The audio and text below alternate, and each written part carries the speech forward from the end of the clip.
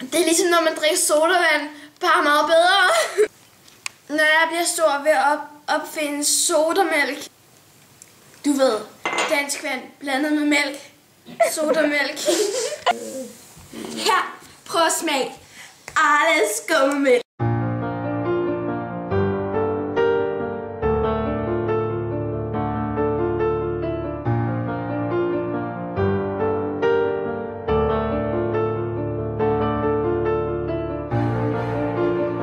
Den er faktisk blevet kåret som årets mest hvide mælk.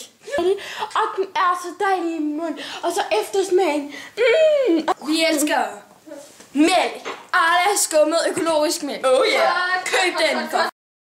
Og hvis jeg ikke lige fik sagt det, så er det Arla økologisk skummet mælk for 5.000 kroner.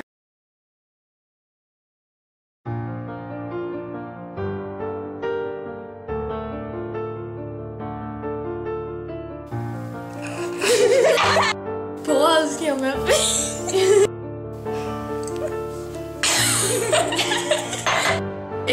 Det skal du filme. Så i mælken.